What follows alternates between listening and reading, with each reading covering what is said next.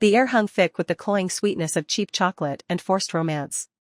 It was Valentine's Day, and my greasy, lecherous supervisor, Chad, had cornered me at the entrance to my apartment building, a single, wilting rose clutched in his sweaty hand. I ducked behind my newly moved-in neighbor, a strikingly handsome but undeniably eerie guy, and blurted out the first excuse that came to mind: "I have a boyfriend." Little did I know, my neighbor, my supposed savior, was the very monster the city of Twin Isles was hunting, the serial killer who had been terrorizing the streets. My neighbor, Wraith, was an enigma. Around my age, he stood tall, well over 6 feet, with a lean, almost gaunt, frame. He was always clad in black jeans, black shirt, black cap. It was a uniform of shadow. Maybe it was his natural aura. Or perhaps the fact that I seemed to encounter him most often on rainy nights, but he always seemed shrouded in a palpable gloom. His eyes, narrow and captivating, held a depth that sent shivers down my spine, hinting at stories best left untold. Our first encounter had been on a night much like this one, a relentless downpour, painting the city in shades of gray. I'd been forced to work late by Chad, who delighted in tormenting me, and was walking home alone, well past 11:30. Twin Isles had been gripped by fear. A series of brutal murders had targeted women walking home alone at night, the killer's methods, disturbingly cruel. The news was saturated with warnings: do not walk alone at night. If it weren't for that brain-dead, power-tripping supervisor, I wouldn't have been out so late. The old street was deathly silent, the streetlights flickering intermittently, most of them broken. I clutched my umbrella, every rustle of leaves, every distant car horn, sending jolts of adrenaline through me. And then I saw him. A blurred shadow stretched out beside my own, wavering indistinctly. In the soft patter of the rain, I heard footsteps, clearly not mine, a chilling counterpoint to my own hurried pace. My anxiety doubled. My hand tightened around the pepper spray in my bag. I spun around, heart hammering against my ribs. The dim light barely illuminated his face, but he seemed to register my terror. After a moment of stunned silence, he veered sharply to the right, taking a wide, circuitous route to get ahead of me, his pace quickening. He was headed in the same direction as me, but by taking that detour, he was showing me, in his own strange way, that he wasn't following me.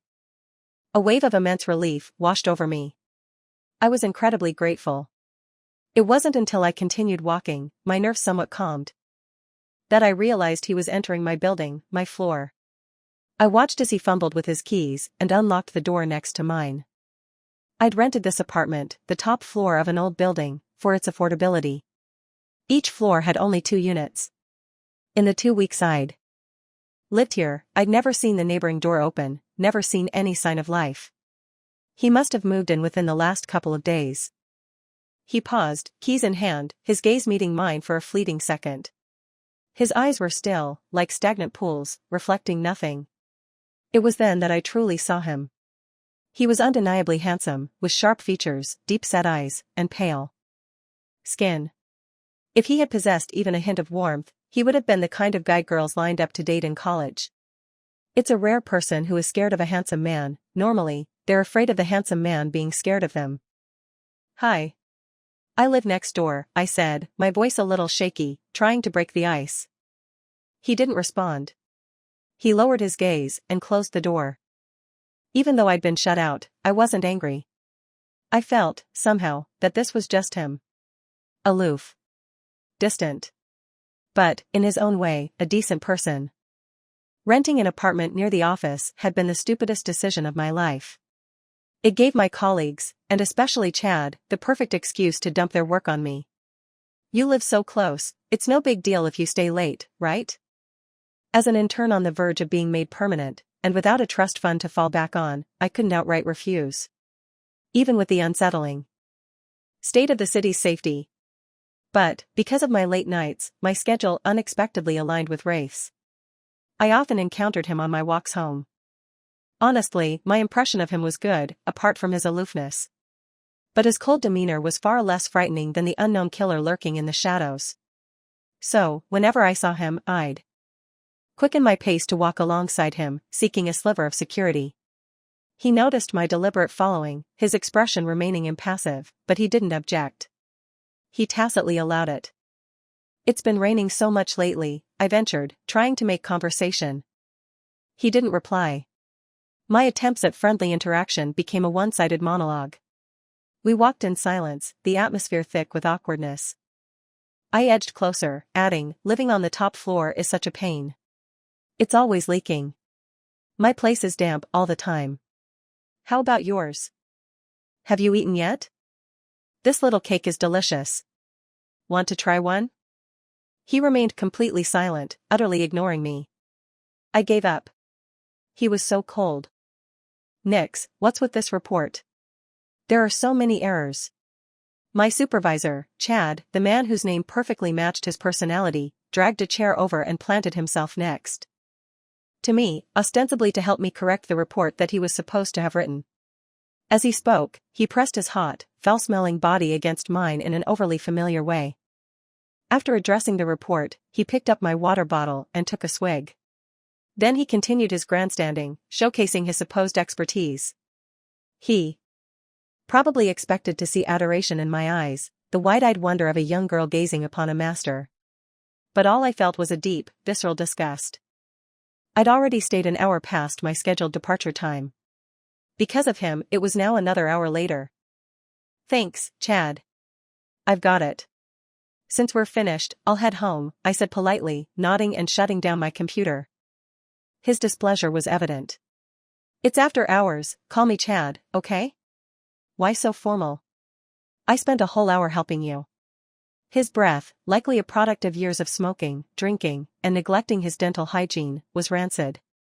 I held back my revulsion. Okay, thanks, Chad. I'm leaving. He blocked my path.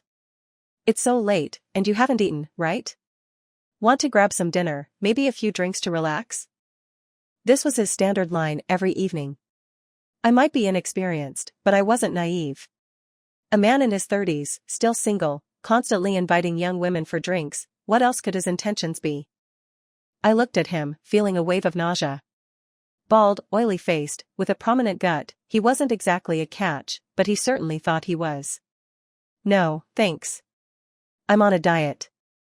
Hey, Nix. Wait, I have something to tell you. I pretended not to hear, grabbed my bag, and hurried away. It was 9 o'clock, relatively early for me. Many of the shops on the old street were still open.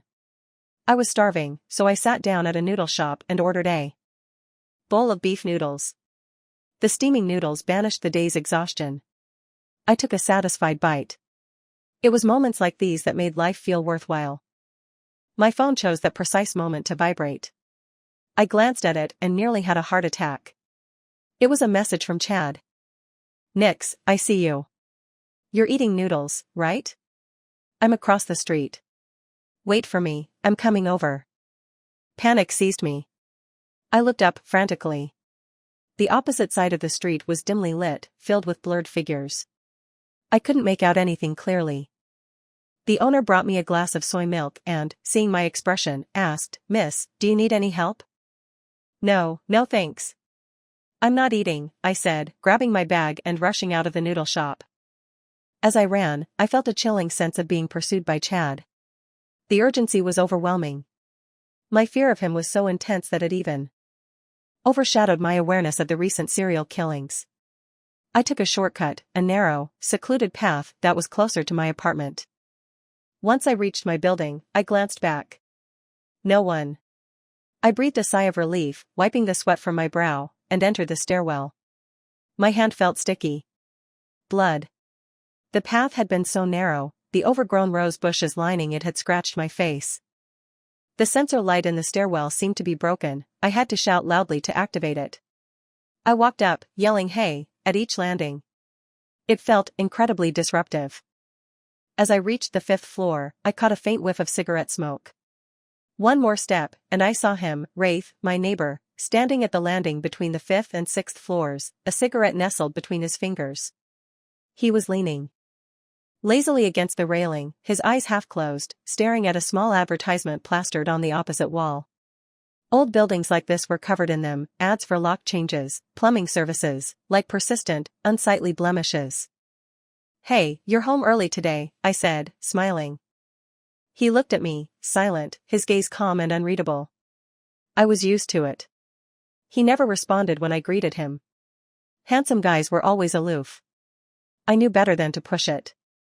I started to walk up the stairs. But this time, instead of turning away indifferently, he watched me ascend. As I passed him, I heard him ask, his voice low and even, "What happened to your face?" I froze, unsure if he was actually talking to me. I turned my head, bewildered. Huh? He stared at me, repeating the question, "The cut on your face. How did you get it?" This was the first time I'd heard him speak. His voice was beautiful, like the clear, crisp water of a mountain stream. Pure, yet chilling. I had assumed he wouldn't acknowledge me, so hearing his concern felt surreal. Exaggeratedly speaking, it felt like winning the lottery. Oh, just, a branch scratched me. I took a shortcut home.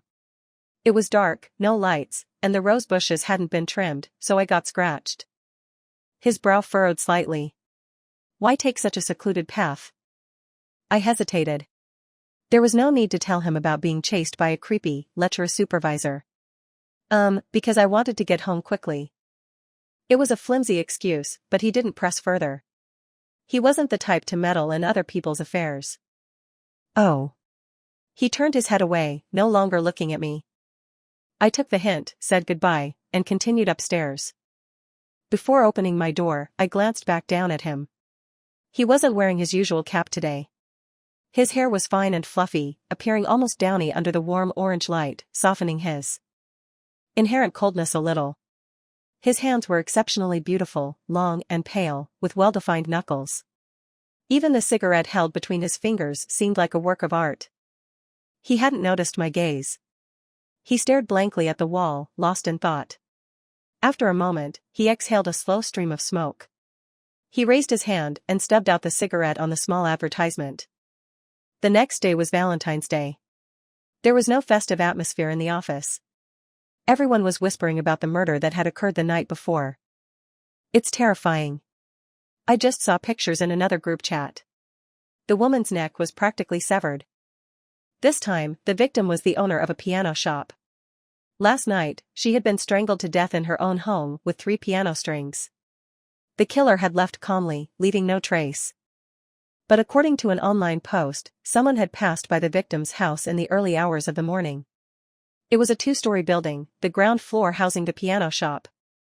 The second floor serving as the victim's residence. The poster said that as they walked by, they faintly heard a woman crying from upstairs, slurring, "I'm sorry. I'm so sorry." At the time, they assumed it was a domestic dispute and didn't think much of it. They were in a hurry to get home, so they left. Several female colleagues, upon seeing this news, anxiously discussed, could it be the same killer as the previous cases? This one seems different. This victim was in her own home. Oh my God, we're not even safe at home anymore. As a woman living alone, even the sound of wind rattling my windows and doors was enough to make me nervous. Hearing this conversation only amplified my anxiety. I lowered my head and opened a shopping app, buying a bunch of self-defense items. After finishing my purchase, I checked the news comments section. Someone asked, why was the victim apologizing to the killer? The comments section quickly filled with speculation. She was probably cheating on her husband, and he killed her. That's what happens when you mess with a nice guy. Are you kidding me? You see it's a woman and automatically assume she was cheating? Victim blaming much? The police should just let the internet solve the case. I closed my phone, frustrated by the toxic atmosphere of the comments section. The agonizing day finally ended. I was finally able to leave work early. However, some genius had come up with the idea of forcing all the single employees to go out for a team-building event. Anyone who didn't attend would be considered absent without leave. I was furious. While hailing a cab, I was planning to sit with some of the other female interns. But just as I settled into the back seat, Chad plopped down right next to me. He was wearing a white shirt and dress shoes, looking unusually formal, but his belly was so large that his shirt seemed on the verge of bursting. "Nix, why didn't you wait for me yesterday? I chased you for ages, called your name, but you didn't hear me. I really have something to tell you." Seeing his enthusiastic, confident gaze, I felt utterly disgusted. Oh, I forgot something. I'll be right back. I immediately opened the car door, jumped out the other side, and ran back into the office building. I exited through the back door and ran back to my apartment. Absent without leave be damned. I was not going to spend any time with that creep. Before I could send a message to the group chat saying I wouldn't be attending the team building event, I heard the screech of brakes behind me. Chad jumped out of the car, a single rose in his hand. Nix, what did you forget? Why didn't you let me give you a ride? If it weren't for Sarah reminding me, I wouldn't have known you went home. Luckily, I caught up. Damn it. Could that busybody colleague of mine just digest this guy herself? I was angry and scared. I shouted, "Stay away from me." Chad stopped, still smiling, trying to approach me. Nix, I think you know how I feel about you. The boss assigned you to me, clearly wanting us to get together. You kept sneaking glances at me. When you first joined the company. The boss is playing matchmaker, and you haven't refused, so you must have some feelings for me, right? What was he talking about? When I first joined the company, I was afraid of making mistakes, so I was paying close attention to everyone, trying to remember who was who. By that logic, I was in love with the entire company. Chad, I'll say it again. I have absolutely no feelings for you, only the respect one colleague has for another. He laughed condescendingly. Okay, I get it. Young girls are shy, embarrassed to say it. But I'm chasing you so openly, what more do you want? A little. Coyness is fine, but my colleagues are waiting for good news from us. I promised them I'd buy them celebratory candy tonight. Don't make me lose face. I'm not being coy. I'm seriously warning you, this is sexual harassment. Stay away from me. Nix, what are you talking about? I'm sincere about you. Just be my girlfriend, okay? I'm telling you, in over 30 years, I've never been this smitten with a girl. He ignored my warning and continued to advance. I was on the verge of tears, backing away frantically, when I suddenly bumped into someone. I looked up, startled. It was Wraith. He was still dressed all in black, wearing his cap, looking incredibly cold and imposing. I darted behind him, desperate, and yelled at Chad, "I have a boyfriend. Stay away." I tugged at the corner of Wraith's jacket, pleadingly, hoping he'd help me. Although I knew he probably wouldn't get involved in something like this, I still held on to a sliver of hope. He didn't need to do anything, just stay there. That would be enough. Chad took 2 more steps closer. Nix, don't lie to me. I know you don't have a boyfriend. Be good, get in the car. Stay away from me. I was losing it, trembling uncontrollably. Chad, oblivious, reached out to grab me. In my desperation, Wraith reached out and blocked him. He raised his eyes, looking coldly at Chad. Can't you hear? She told you to stay away. His voice was calm, but laced with a chilling threat. I looked at him, and suddenly, I wasn't as afraid anymore. Chad was stunned, then furious. He pointed at Wraith's nose and snarled, "Who the hell are you? Mind your own damn business. She's my girlfriend." Girlfriend? Wraith scoffed. Did she agree to that? Do you even know what you're doing is called sexual harassment? Chad, enraged, pointed at him again. You little punk. Do you want me to teach you a lesson? He lunged forward, but in the next instant, his face was seized in a grip so powerful that he was practically lifted off the ground, his features contorted. Wraith stared into Chad's wailing eyes, his voice icy. Who are you talking to? Huh? Teach me a lesson? Are you sure? The scene appeared ordinary. But Chad seemed to see something utterly terrifying. He stood on his tiptoes, staring in horror at Wraith's eyes. After a long moment, he remembered to struggle, breaking free and scrambling back to his car. I'll let you off this time, but you just wait, Nix, you wait too. Without me, let's see you get that permanent position. The car sped away, Chad fleeing in disgrace. The rose he'd brought lay crushed on the pavement, its petals mingling with the dirt and grime. I exhaled, feeling a sense of relief, as if I'd narrowly escaped a disaster. In school, I'd encountered persistent suitors, but none had ever been as intimidating and overwhelming as Chad. Don't cry. It wasn't until I heard that quiet voice that I realized I'd actually been crying. I wiped away my tears haphazardly, looking up at him with a smile. "Thank you for today." He didn't respond. After a moment of silence, he asked, "Was it because of that guy that you suddenly took the shortcut yesterday?" My mind went blank for a second, then I quickly nodded. "Yeah." Was he concerned about me? But after asking that question, he said nothing more. He simply glanced at his watch and said, "Go upstairs." Then, he turned and walked away from the building. My neighbor, Wraith, might appear gloomy, but he was actually a really good person. Cold on the outside, warm on the inside, that was probably the best way to describe him. Even a permanent position wouldn't be worth it. "I'm quitting tomorrow." It was a hard-won job, but I'd rather scrub dishes than have to face Chad's disgusting face another day. Once I'd made up my mind, a huge weight lifted off my shoulders. Walking up the stairs, at the landing between the 5th and 6th floors, I saw the advertisement that had been scorched by Wraith's cigarette the night before. Starlight Music School, Baktio School Celebration. It hit me with a jolt. Wasn't the piano shop owner who was murdered last night the owner of Starlight Music School? The advertisement looked new, like it had only been put up a few days ago. Yesterday, she was probably planning the back-to-school event, looking forward to a bright future. It was incredibly depressing. You never know which will come first, tomorrow, or the unexpected. I shook my head and continued upstairs. I'd baked some egg tarts at home. Around 10:30, I heard footsteps and rushed over with a box of them. I checked through the peephole to make sure it was him, before opening the door. "You're back." He paused, a little surprised. "I made egg tarts. You can have them for a late-night snack." He looked at the tarts in my hand. His long eyelashes veiled his expression, I couldn't tell what he was thinking. After a moment, he looked away and pulled out his keys to open his door. "No, thanks." "Wait." Before he could close the door, I squeezed closer, offering the tarts again. "You helped me today. I'd feel bad if you didn't accept them. And besides, it's a holiday." He looked at me, thought for a moment, and then asked a question I hadn't expected. "What should you eat on Valentine's Day?" He'd caught me off guard. "You should eat whatever you want, with your significant other." I asked, with a hint of trepidation, "Did you go out tonight to celebrate with your girlfriend?" He looked away from my face. "I don't have a girlfriend."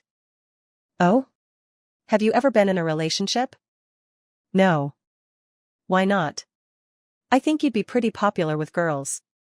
He was silent for a moment. He stared into the void, his gaze unfathomable. He said, "I live in hell." I froze. I often describe people's eyes as abysses. But for him, I could only say, they weren't eyes like an abyss, they were eyes that had fallen into an abyss. Unpleasant memories suddenly flooded my mind. My mood plummeted. A voice inside me mocked, "Nix, aren't you also living in hell?" Lost in thought, I suddenly felt the box of tarts being taken from my hand. He gave a small, almost imperceptible smile. "Thank you for the tarts." So he could smile even if it was only for a fleeting moment. "Wait, what's your name?" Before the door closed, he said casually, "I'll." I wasn't sure if he'd just made it up to brush me off, but at least I knew what to call him. "Hello, I'll." The next day, I went to the office to hand in my resignation. Just as I was approaching, my mother called. I hesitated before answering. Her voice seemed tinged with worry. "Nix, have you seen the news today?" I kept walking, replying casually, "What news?" "About the piano shop owner." "Nix, I'm so worried.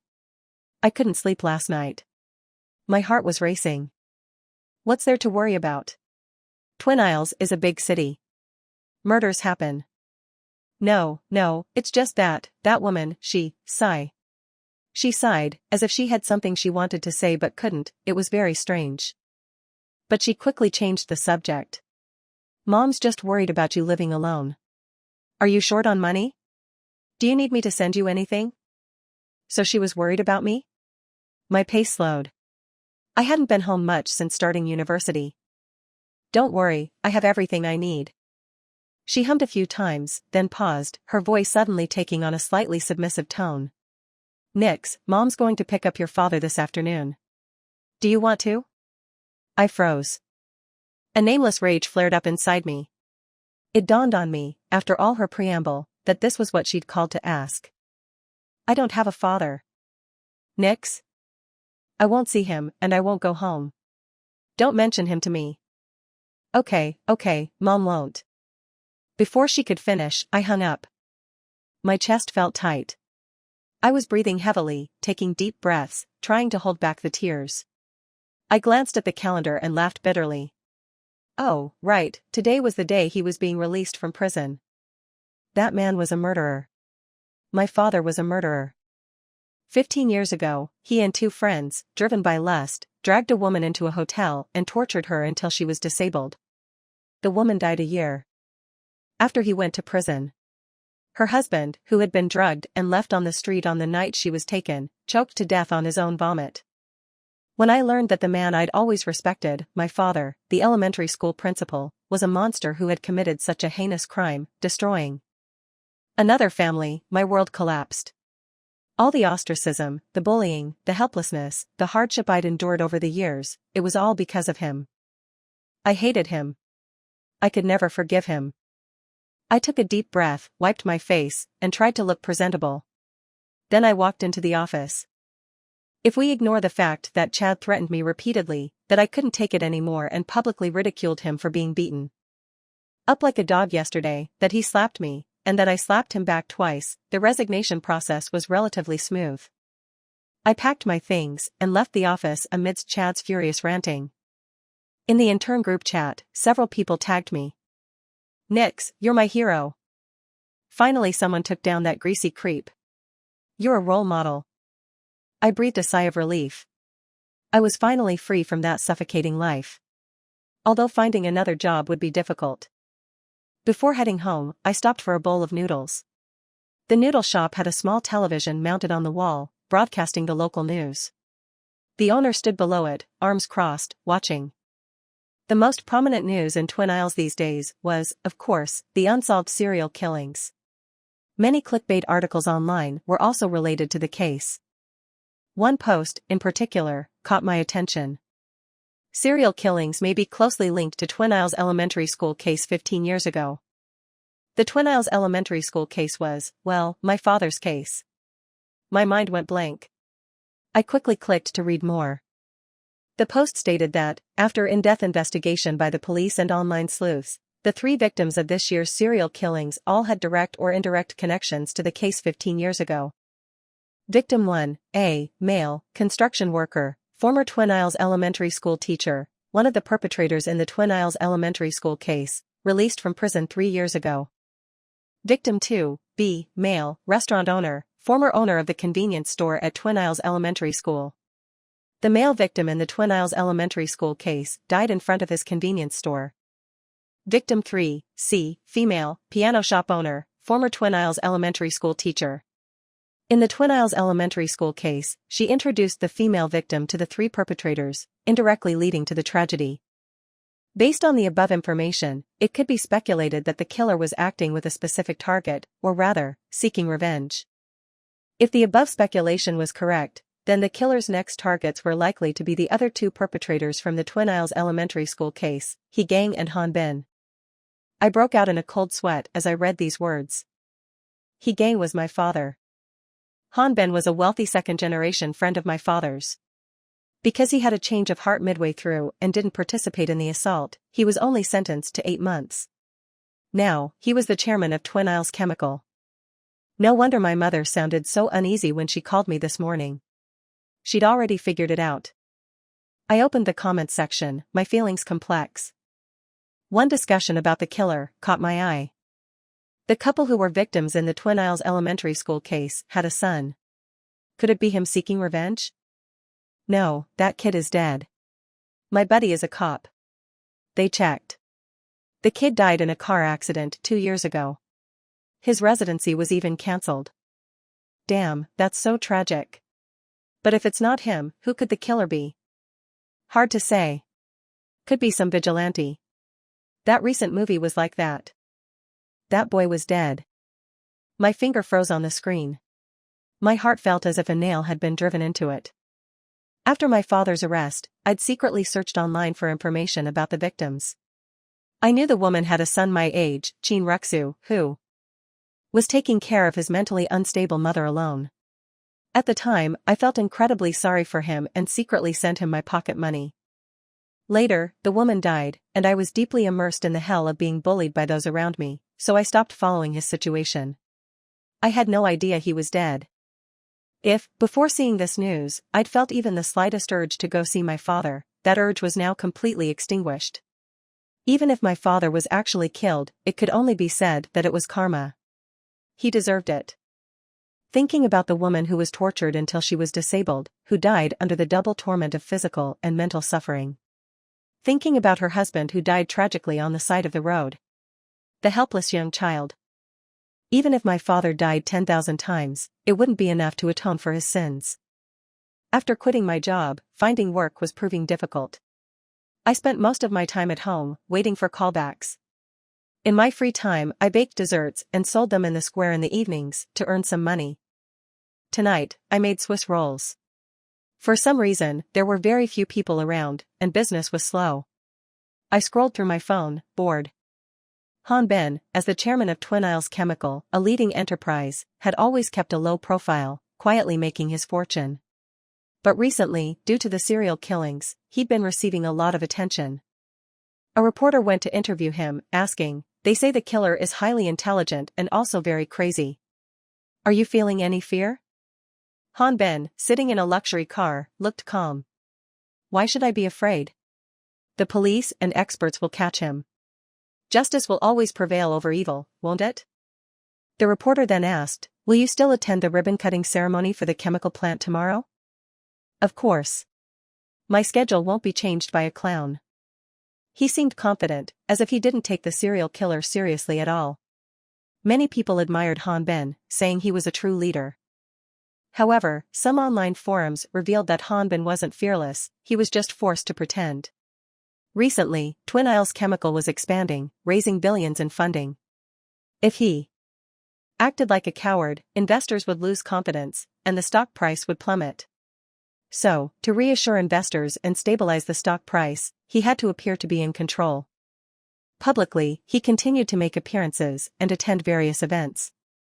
Privately, he'd increased his security detail by more than a dozen bodyguards. Han Bin's security measures were comprehensive, making it difficult for the killer to approach him. But what about my father? I had no idea. I hadn't sold all the Swiss rolls, but I had to go home. Today was my birthday. Even if I had no one to spend it with, I wanted to celebrate properly. I stewed my favorite snow peas and pork knuckles and made a cake, dividing it into 2 portions. I wanted to save one for my neighbor. He was an isolated island, I was a drifting boat. The little boat had a birthday and wanted to dock at his harbor for a while. Over the past few days, I'd pretty much figured out his routine. He left home every day between 4 and 6 in the afternoon and returned between 9 and 12 at night. After dividing the cake, it was just past 9 o'clock, but I hadn't heard him come home yet. I sat in the living room, feeling a little drowsy. By 10 o'clock, he still hadn't returned. I was afraid I'd fall asleep and miss him, so I took the small cake and sat by the door, waiting. Just as I sat down, my phone rang. It was my mother. I didn't want to answer, but I was probably too lonely, I still wanted to hear her voice. "Hello?" There was silence on the other end, then a cautious, aged voice spoke. "Nix, it's me, Dad." I froze. I couldn't connect this old, unfamiliar voice with the man he used to be. I wanted to hang up, but I still listened to him continue. "Nix, why aren't you saying anything?" "Nix, it's your birthday today. Dad made lots of delicious food." "Nix, when are you coming home?" "Nix, I know you're angry. Over the years, I've let you down. I was wrong." After a few seconds of silence, I asked, tears streaming down my face, my voice trembling, "So you know you were wrong?" "He gang, what right do you have to come back? A scum like you, does he deserve to be a father?" On the other end of the phone, he hurriedly explained, "Nix, Dad didn't do those things. Dad is innocent." "Innocent? Then why did the police arrest you? Why were you sentenced to so many years? You confessed." Do you know how much I hoped you were innocent back then? Do you know how many times I wanted to die all these years? Nix, Dad had his reasons. Dad just can't say. What can't you say? Is it so hard to admit you're a scumbag? Because of you, I endured so much abuse and beatings. Because of you, I can't even find a good job. It's all because of you. Don't call me again. I hate you. Nix, Dad will make it up to you. Nix, don't hang up. Beep. I hung up and turned off my phone. I could have been like other girls. I could have had a complete family, a happy childhood, a promising future. I wouldn't have had to face obstacles at every turn, wouldn't have had to be timid, afraid to fight back when bullied. But he did those things, and I was his daughter. I leaned against the door, crying silently. Without realizing it, I fell asleep. I was awakened by a cool, clear voice. Hey, Nix? Wake up. I opened my eyes. Al was half kneeling in front of me, his backlit figure dominating my vision. His cap was pulled down low, obscuring his face. He remembered my name. That was good. Before I could feel happy, I suddenly realized that the cake I'd been holding on my lap had fallen to the floor. Oh no. I picked up the plate and stood up abruptly, almost bumping my head against his. Oh dear, I made a cake for you, and it fell on the floor. I'd wasted my time, waited for nothing. I couldn't do anything right. He looked at me and asked, "Were you sitting here waiting for me?" Yes, I nodded. Why? Tonight is my birthday, I said, looking down, feeling a little dejected. I wanted someone to spend it with me. He glanced inside my apartment. You're celebrating alone? What about your family? Family. One had just called, ruining my mood. I turned my head awkwardly, looking at the cracked tiles on the floor. Don't mention them. I hate them. There was a long silence from above. After a while, I heard him say, "At least they're still alive." For some reason, his voice seemed to carry a hint of sadness. It was the first time I'd heard any emotion in his tone. My heart constricted. I looked up at him. But his gaze had already returned to its usual impassivity. Nix? Yes? Happy birthday. I was stunned. His gaze had never been so soft before. I couldn't believe my eyes. I was afraid I'd slept too long and my vision was blurry. Until he spoke again, "I hope you'll always be happy and safe." Those simple words of blessing made the warmth in my chest explode like fireworks. In that instant, tears welled up in my eyes. Thank you. He didn't respond. He didn't make any extra movements. He just looked at me quietly. Then he turned and opened his door. Wait, I'll. Before he could close the door, I squeezed into the gap and asked, "When is your birthday? We can celebrate together then." I looked at him hopefully. He hesitated. I don't know if he felt a flicker of emotion for those few seconds. It was dark, he was hidden in the shadows. I couldn't see anything clearly. After a long time, I heard him say, "No need. I won't be here then." He wouldn't be here then? What did that mean? Was he moving? Could I have your contact information, then? My number is. The door had already closed. I hadn't even managed to get his contact information. I turned back, dejected. Then I thought for a moment, wrote my phone number on a small piece of paper, slipped it under his door, and drew a smiley face. I knew I might seem a little clingy. But if my efforts could bring me a little closer to that light, even if I was rejected, I wouldn't regret it. I stood up and left. I caught a faint, strange scent, very subtle, like something burning, fleeting. I didn't dwell on it. I didn't disturb him again. Later, when I recalled this night, all I felt was regret. If, at that moment, I hadn't just walked away, if I'd insisted on asking him to open the door, would everything have been different? Back in my apartment, Race's words echoed in my mind, "At least they're still alive." It was unimaginable what he must have gone through, the sheer magnitude of his sorrow. My father's words began to replay in my head. Nix, Dad is innocent. A sliver of doubt, or perhaps a desperate hope, began to creep in. Could there have been more to the story all those years ago? But what could he possibly have been unable to say? I couldn't make sense of it. I grabbed my phone, hoping to see a friend request. Nothing. Maybe Wraith hadn't even found the little note. I drifted off to sleep in a state of anxious waiting. I woke up the next day at 11. I'd been so distraught last night that I'd forgotten to set my alarm. And I had an interview at 11:30. I rushed to get ready, threw on some clothes, and grabbed my bag. As I ran out of my apartment, I saw that the door to the neighboring unit was open. Al? I peered inside. The landlady emerged from the bedroom. Oh, Nix, you startled me. I looked around the empty apartment. What about the tenant here? Tenant? The landlady looked confused. This apartment has been empty. There's no one here. I was stunned. No one? No. I came up because the tenant on the 5th floor said there was a leak from upstairs. Oh dear, Nix, did you see someone come in here? Now I know why there's a leak for no reason. I need to call the police. I'm calling the police. The landlady, flustered, dialed 110, the emergency number in that region. I stared at the barren room, containing only the bare minimum of furniture, nothing else. So, my neighbor wasn't a tenant at all, but an illegal squatter? Why? I felt lost and terrified, looking around. The landlady was still talking to the operator. Anything missing? No, nothing's missing, nothing's damaged. Oh dear, why is this part of the floor blackened, like it's been burned? What's that smell? My gaze fell on the scorched patch of floor. The fleeting, strange scent from last night suddenly intensified. I knew. Nitrate. Burned nitrate. The events of the past few weeks surged through my mind, a roaring tide. Because of my initial positive impression, I'd never questioned my neighbor. But he was, in fact, incredibly suspicious. Always going out at night. Always wearing a cap to obscure his face. Never turning on the lights. These weren't the actions of a normal person. My legs weakened, and I slowly walked out of the apartment.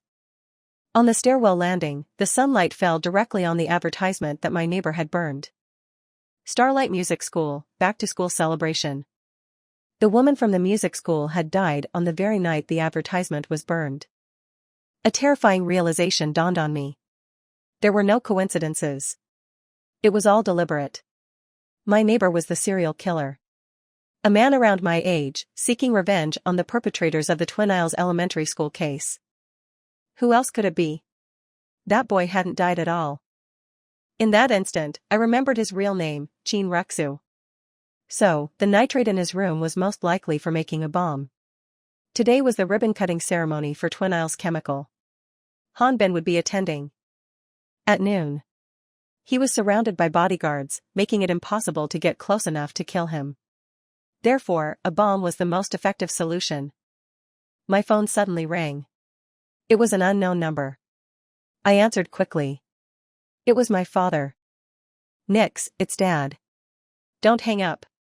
He seemed to be in a very noisy place, with the sound of drums and gongs, and I could faintly hear voices amplified through a loudspeaker. I listened carefully. The words Twin Isles Chemical struck me like a thunderbolt. He gang, are you going to see Hanbin? Today, Twin Isles Chemical was officially starting production. Hanbin should be presiding over the ribbon-cutting ceremony. Yes, Nix. Hanbin invited me to the ceremony. I knew he wouldn't dare forget me. Nix, you wait. I served all those years in prison for Hanbin, and it won't be for nothing. I'm going there today, and he has to give me at least a few million. Nix, when Dad gets the money, I'll buy you a house and open a shop for you. You'll never have to suffer again. He served time for Hanbin. Panicked, I shouted, he gang. Don't go. What? What did you say, Nix? It's too noisy here, I can't hear you. Anyway, just wait for my good news. Nix, Dad will make sure you have a good life. Beep. The call ended. I tried calling back, but there was no answer. No, no. Wraith, please don't kill anyone else.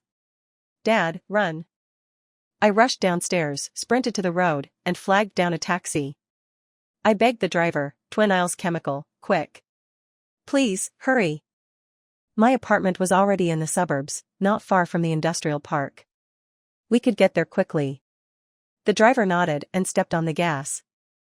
At the same time, I frantically dialed 110. Someone is going to bomb Twin Isles Chemical. You need to evacuate everyone. Hello, is the Twin Isles Chemical you're referring to located at 18, Huadao Road, Chemical Park, Huadao District, Twin Isles City? Hello, may I ask who is going to bomb the chemical plant? Hello, do you know where the bomb is located? Hello, please answer the previous questions again. The calm, almost robotic voice of the operator showed no sign of urgency. I was at a loss for words, and she didn't say whether they were dispatching officers. The taxi driver didn't dare get too close and stopped some distance away. I hung up and ran towards the chemical plant. He gang! I shouted, but my voice was drowned out by the noise, insignificant. I rushed through the gate, searching for my father. Security guards stopped me. Memories from my childhood flashed through my mind like a slideshow. I remembered my father letting me ride on his shoulders to watch a parade, buying a whole refrigerator full of cherries just because I said I wanted some. The clock in the security room showed 11:59. Evacuate everyone. Someone is going to bomb the chemical plant. The security guards looked at each other but refused to let me go. They contacted the main security office via walkie-talkie. Wraith, please don't kill anyone else. Please stop. I knelt on the ground, crying hysterically. My phone rang again. It was another unknown number. I answered, trembling. The familiar voice from the receiver was filled with a chilling ruthlessness. What are you doing there? He'd seen the little note and remembered my number. I looked around. The dense buildings obscured any view of where he might be. Wraith, I'm begging you, please stop. Don't kill any more people. He was momentarily stunned, probably not expecting me to know his real name. After a moment, he said coldly, leave. He wouldn't say another word. Wraith, I know you hate Hanbin, you hate my father. You want to kill them to avenge your parents. I hate them too. But there's no need to drag so many innocent people down with them. After a few seconds of silence, his voice trembled slightly. You're He Gang's daughter? I am. Wraith, don't kill any more. Don't make any more mistakes. Mistakes? His voice was devoid of any emotion now, only the burning flames of revenge. They're the ones who made the mistakes. Those animals should have known this day would come when. They killed my parents. Do you know how my mother died? The news didn't report it, did they? She cut herself over 200 times. Nix, have you ever seen a person covered in blood? He gritted his teeth, fierce as a wolf. I won't stop. My only purpose in life is to settle this blood debt. A round of applause erupted from inside the factory. I looked at the wall clock. It was exactly 12 o'clock. No, Wraith, there are many innocent people inside. Please. I don't care. The sound of sirens echoed in the distance. Several police cars were approaching. As I turned my head to look, the factory behind me suddenly exploded. I was thrown to the ground by the shockwave, unable to hear or see anything. Twin Isles chemical plant suffers sudden explosion, resulting in 7 deaths and over 30 injuries. At noon, a drone carrying explosives flew into the chemical plant, detonating the storage tanks. The explosion resulted in the immediate deaths of 7 people, including Han Ben, the chairman of Twin Isles Chemical, and injured over 30 others. The perpetrator has been apprehended. Due to the leakage of toxic gases, the number of casualties continues to rise. The police are urgently evacuating nearby residents. With the explosion at the chemical plant, the perpetrator of the Twin Isles serial killings was finally captured. To everyone's surprise, the killer was Chin Ruxu, who had been declared dead and had his residency cancelled a year ago. Chin Ruxu has been transferred to the Twin Isles City Police Headquarters. The officer in charge of the case was a detective named Huachong. So, you faked your death and cancelled your residency to plan your revenge without being noticed? Yes. The young man across from him was indifferent, casually recounting everything as if it were insignificant. Huachong clenched his fists, asking, do you know how many people you've killed, how many families you've destroyed? I don't care. The emotionless, AI-like voice enraged Huachong.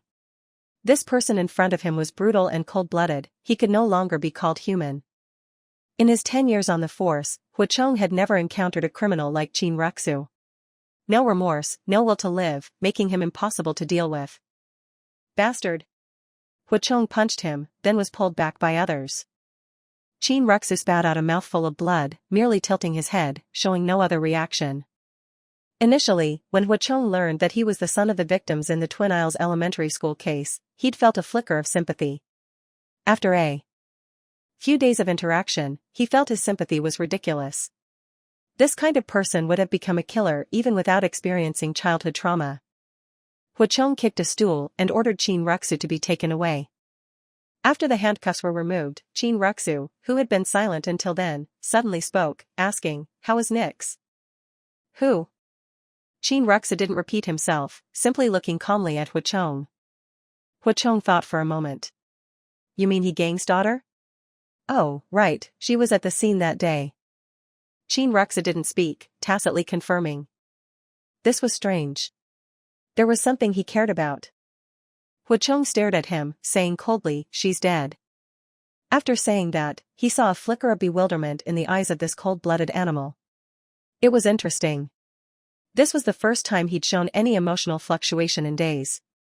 Chin Ruxu looked at Huachong, his face pale. He'd seen her. That position shouldn't have caused serious harm. Why would she be dead? Observing his expression, Huachong added, "The girl was only slightly injured initially. But after she woke up, she ran back inside to look for her father and unfortunately was caught in a second explosion. Also, there's one more thing." Huachong remembered something and pulled out a stack of photos from a folder. "This morning, the branch office received a video recording. It's the recording from the room where your mother was attacked. The hotel owner, for illicit purposes, had installed a hidden camera in the room. After the incident, he was afraid of being held responsible and chose to remain silent.